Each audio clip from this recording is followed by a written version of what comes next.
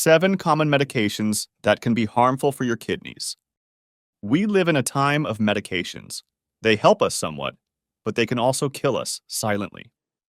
Now, as we age, our kidneys won't work as smoothly. It's important to keep them away from too many chemicals and medicines. But it's challenging because aging often brings a host of health issues and more pills to take. Certain medications can be nephrotoxic, meaning they can cause direct or indirect harm to the kidneys. As a result, the kidney's ability to filter blood diminishes and harmful waste builds up, leading to serious health issues. Kidney damage severity is measured in stages, ranging from mild dysfunction to complete failure. The risk of kidney damage from drugs or drug-induced nephrotoxicity increases as you age and have kidney conditions. There are 2 main types of kidney damage from medications: dose-dependent toxicity and idiosyncratic toxicity. Dose-dependent toxicity means that damage increases with higher doses. In contrast, idiosyncratic toxicity is unpredictable and varies greatly between people. Sometimes it's best to avoid these drugs altogether. Drug-induced nephrotoxicity can result from muscle tissue breakdown, or rhabdomyolysis, kidney tissue death, or renal infarction, and acid buildup, or renal tubular acidosis. This can result in decreased kidney function and other conditions like nephrotic syndrome or electrolyte imbalances.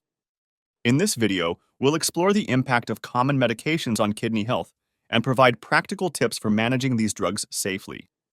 Remember, understanding the risks associated with them can empower you to make informed decisions about your healthcare. Stay tuned and learn how to protect your kidneys while effectively treating other medical conditions. Before we dive in, kindly note that all information you'll find in this video is produced by humans and for humans. You can visit our website at healthtoday.com to see our advisory board and the team behind these videos. We do not use artificial intelligence writing tools like ChatGPT to automatically generate content. Be assured our information is thoroughly fact-checked, unbiased, and reviewed by qualified professionals. All right, it's time to swing back to the medications that can be harmful for your kidneys. 7. Antibiotics. Antibiotics are prescribed often, but they are not without risk. Does your doctor prescribe antibiotics for your sore throat, skin infection, or other infection? If so, it could be harming your kidneys. First, let's take a look at what antibiotics are. Antibiotics, also known as antibacterials or antimicrobials, are a group of medications designed to combat bacterial infections. They work either by killing bacteria or preventing them from reproducing. You can find common antibiotics with the brand names like Cipro, Augmentin, Flagyl, Bactrim, or amoxicillin.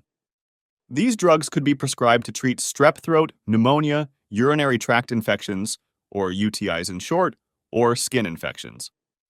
Antibiotics can treat these bacterial infections, but they can't treat viral infections, such as colds, flu, bronchitis, most coughs, and most sore throats. So you should be extra cautious when your doctor prescribes antibiotics. If prescribed improperly, you might experience side effects such as diarrhea and liver and kidney problems. Even when properly used, some antibiotics such as polymyxins, aminoglycosides, and vancomycin can harm your kidneys. Simply put, your kidneys play a crucial role in removing antibiotics and other drugs from your body. But beware. Antibiotics like polymyxins may damage kidney cell membranes, possibly causing kidney injury.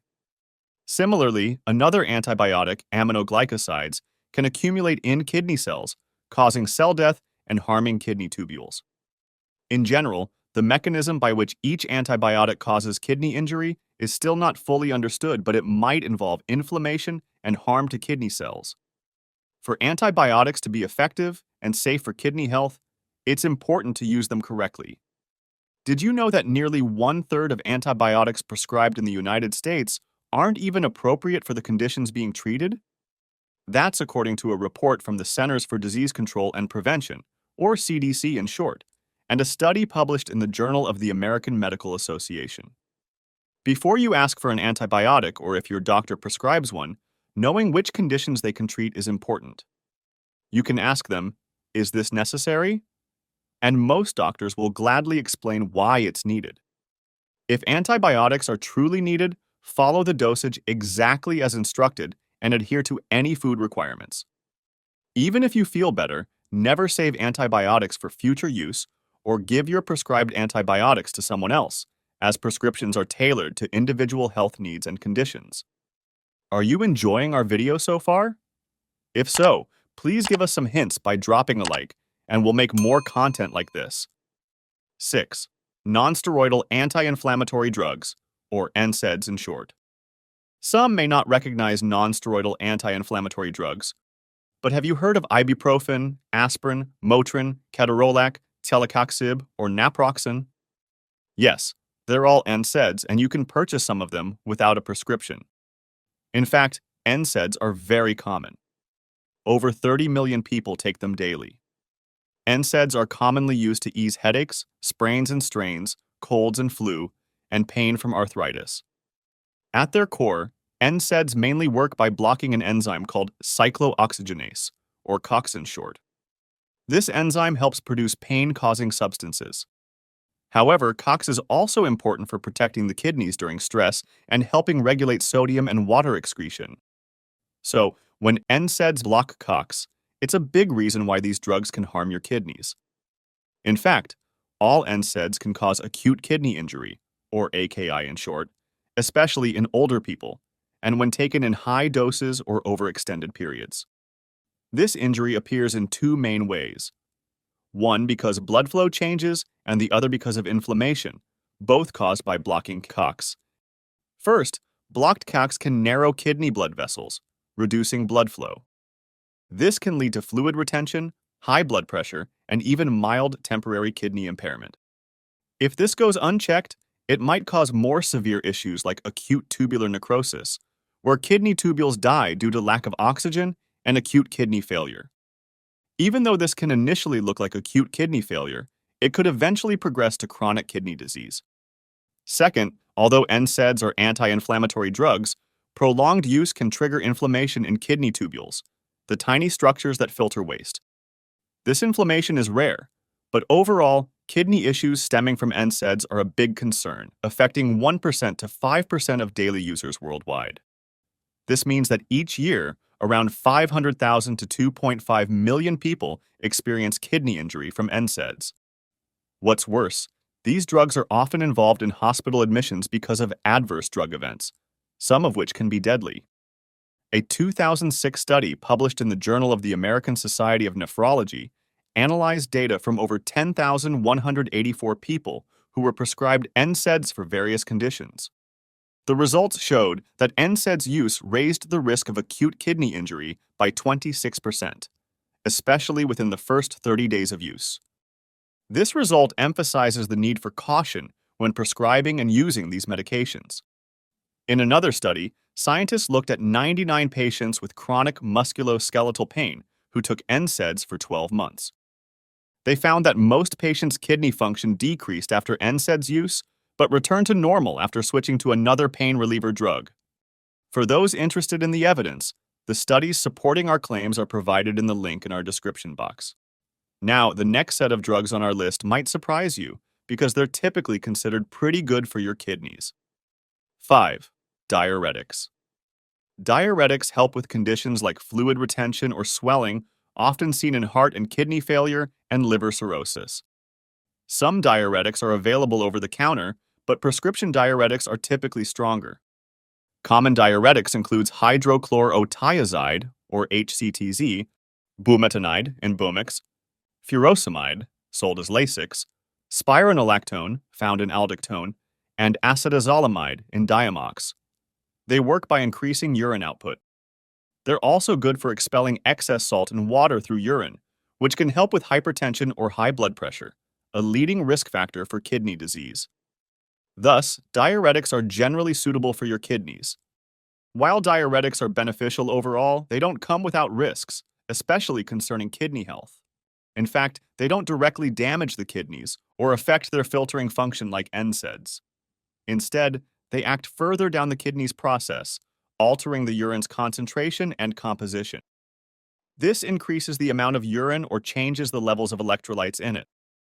So, excessive use or high doses of diuretics can lead to dehydration, a risk factor for kidney damage. A study looked at 131 patients using diuretics and having acute kidney injury from 1999 to 2010 at a hospital. At first, 96.2% of the patients already had at least one health issue before starting diuretics, with chronic kidney disease, or CKD in short, being the most common at 55.0%. They found that patients who used diuretics had higher rates of kidney disease and its risk factors like hypertension and diabetes. The higher the dose, the bigger the risk. Also, about 27.5% of the cases of acute kidney injury were caused by diuretics alone, while others were due to a combination of diuretics and other drugs. So always consult your doctors before starting new medications with diuretics. For people with CKD who are taking diuretics, it's important to stay hydrated and regularly check for electrolytes and kidney function. Nowadays, there are more home testing options available than ever before, so people can now check their kidney function from the comfort of their own homes. 4. Proton pump inhibitors. Proton pump inhibitors, or PPIs in short, are widely used medications available over the counter. These drugs effectively treat conditions like gastroesophageal reflux disease, or GERD in short, or acid reflux by reducing stomach acid production. This is because PPIs target an enzyme in the stomach called hydrogen potassium ATPase, or proton pump, which is crucial for acid secretion. Although PPIs are generally safe and great at soothing acid-related discomfort such as heartburn, they still carry risks, particularly for kidney health. For example, PPIs have been linked with acute interstitial nephritis, or AIN in short, a kidney disorder characterized by inflammation in the spaces between the kidney tubules. Even though only a tiny number of PPI users develop AIN, this drug has become a common cause of drug-induced AIN in developed countries. More concerning, AIN caused by PPIs often shows no apparent signs and often goes unnoticed. So, long-term PPI use may lead to lower kidney function and acute sudden kidney injury. Over time, this can even progress to CKD. An often overlooked side effect of long-term PPI use is low magnesium levels in the blood or hypomagnesemia, which is linked to CKD. Simply put, hypomagnesemia can disrupt your electrolyte balance and cause inflammation, triggering kidney disease. Low magnesium can also lead to other serious health problems, including muscle spasms, seizures, and irregular heartbeats. A 2019 cohort study in the Journal of Pharmacotherapy investigated the effects of PPIs on kidney function. This study checked how PPI use relates to new cases of acute kidney injury, or AKI in short, and chronic kidney disease in a large group of people. When they examined a group of 93,335 people, they found that those taking PPIs had a 4.35 times higher risk of AKI compared to those who didn't. Similarly, taking PPIs was linked to a higher risk of CKD. When researchers examined a group of 84,600 people, PPI users had a 1.2 times higher risk of CKD compared to non-users. So, people taking PPIs should have regular checkups to monitor their kidney function and magnesium levels.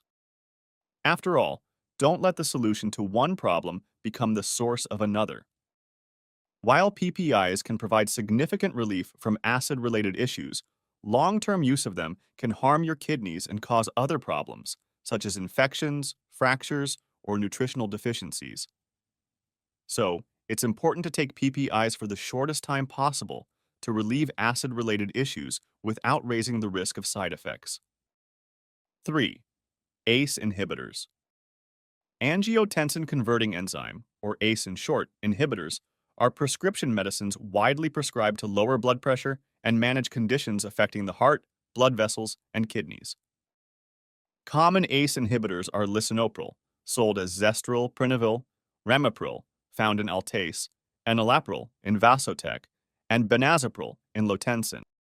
These drugs work by blocking an enzyme that produces angiotensin II, which narrows blood vessels and increases blood pressure.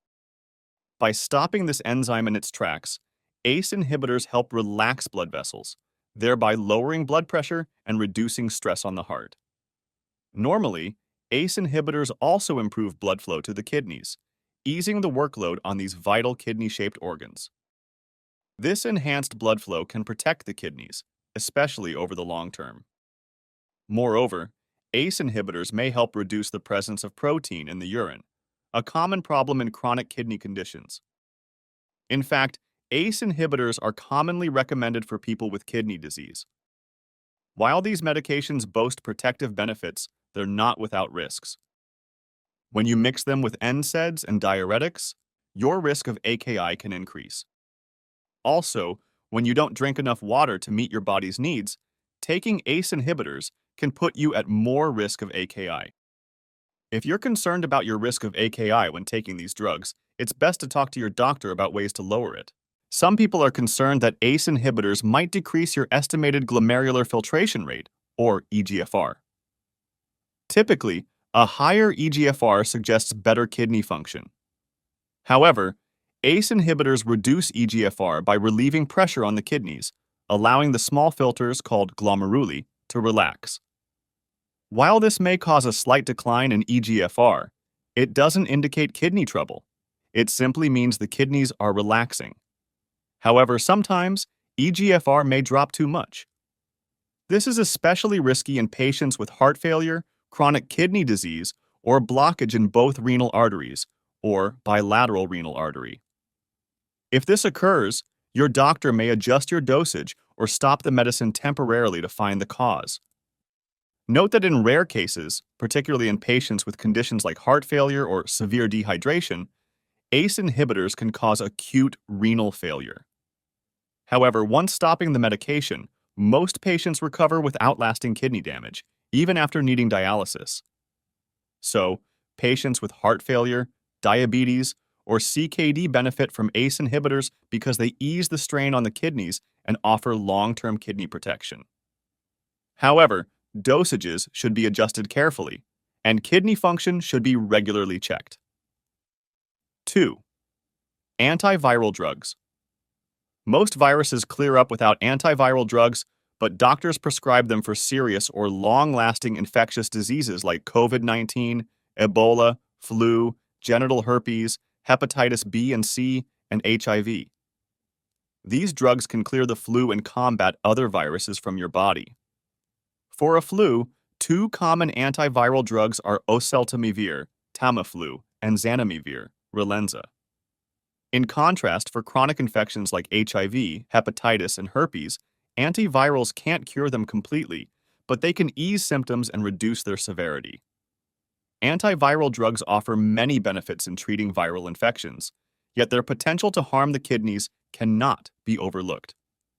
This risk, whether from direct toxicity or crystal buildup that can cause kidney stones, is a serious concern. Careful management and customized treatments are necessary, especially for people with existing kidney problems. Let's take, for example, remdesivir, a drug for emergency use in COVID-19 cases. Remdesivir contains a substance called SBCD, which is mainly removed from the body by the kidneys. In people with kidney issues, SBCD might build up and cause kidney toxicity. Some clinical trials have inconsistently reported a decrease in kidney function with remdesivir. Moreover, data from global databases showed a significant increase in cases of acute kidney failure associated with remdesivir compared to other COVID-19 drugs. However, there hasn't been enough large-scale clinical data to confirm whether remdesivir is safe or harmful for people with kidney issues, so further studies are necessary to provide clarity in this area. Besides remdesivir, the use of more effective antiviral drugs often leads to drug-induced acute kidney injury. Some antiviral drugs like cidofovir, adafovir, foscarnet, acyclovir, interferon, and tenofovir can directly cause cell death in kidney tubules by reducing blood flow or increasing toxins.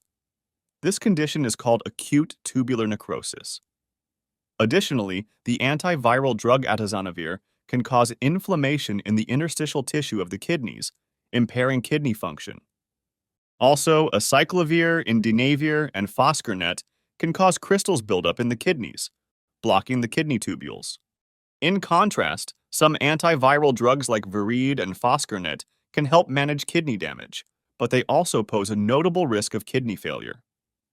Therefore, taking these drugs under close medical supervision is crucial to safeguard the kidneys. Also, to safely use antiviral drugs, never skip doses or inconsistently take them. This practice can lead to virus adaptation, making the antiviral less effective. This is called antiviral resistance. Also, note that antiviral drugs are only available with a prescription, so don't buy them online or from unofficial sources. 1. Lithium. Lithium is a prescription medication for mood stabilizing and certain mental illnesses. These mental problems include mania, where one feels highly excited, overactive, or distracted, and bipolar disorder, which causes mood swings between extreme highs, also known as mania, and lows or depression. Some brand names of lithium are Priadol, Camcolit, Lisconum, and Liquid. For over 60 years, these drugs have enhanced the lives of many individuals suffering from bipolar disorder. While lithium can be a lifeline for calming mood, its impact on the kidneys cannot be ignored. Long-term use of lithium can lead to some serious kidney issues, including both acute and chronic kidney disease, as well as kidney cysts. Early on, kidney damage from lithium might be reversible, but it could become permanent with time. The main issue with lithium use is a type of diabetes linked to kidney damage called nephrogenic diabetes insipidus. This isn't your typical diabetes caused by high blood sugar. In this condition, your kidneys can't respond properly to a hormone called antidiuretic hormone, or ADH, which controls fluid balance. The result? One may have excessive thirst and too many trips to the bathroom. In rare cases, long-term use of lithium can even lead to end-stage renal disease, or ESRD. Symptoms of kidney trouble from lithium include excessive urine output and thirst, frequent nighttime urination, and signs of dehydration like low blood pressure and fast heartbeat. In severe cases, it can cause changes in mental status. Moreover, lithium can make the kidneys excrete too much sodium, a condition known as hyponatremia.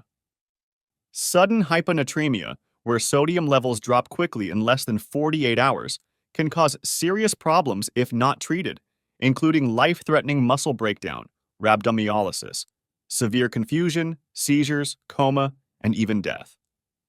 So, patients should maintain a regular diet with enough salt and fluids while taking lithium. Moreover, when on lithium, it's important to define a suitable dosage. Get yearly blood tests to check creatinine levels and seek medical help if anything seems wrong. Lithium can harm you in many ways, not just by damaging kidneys. So, before starting it, let your doctor know if you have kidney, heart, thyroid, or breathing problems, Addison's disease, or Brugada syndrome. Extra tips for cautious use. Do you suspect that your medication is affecting your kidney health? It's important to seek medical advice right away. Symptoms of kidney failure might not be apparent initially, but as the condition worsens, signs such as decreased urine output, swelling in the legs, shortness of breath, and severe fatigue become more evident. If untreated, the consequences can be life-threatening. Let's ensure you remember these symptoms to know when to act. If you are taking any of the medications that have been discussed in this video, check your kidney function regularly using tests that include blood creatinine levels, glomerular filtration rate, or GFR in short, and urine tests for protein. Proper hydration helps your kidneys clear sodium, urea, and toxins from the body, which can mitigate the impact of nephrotoxic drugs. Be aware of potential interactions between your prescriptions that could impact your kidney health.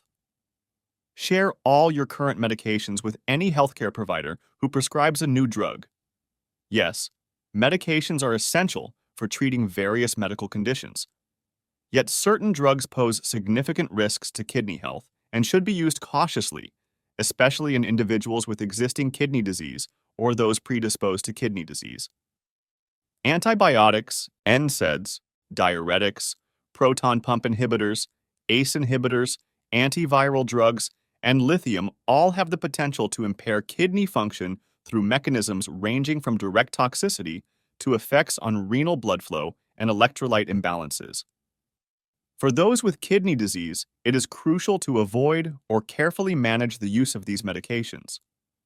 Patients should work closely with healthcare providers to select treatments that minimize risk to the kidneys, adjust dosages as necessary, and monitor kidney function regularly.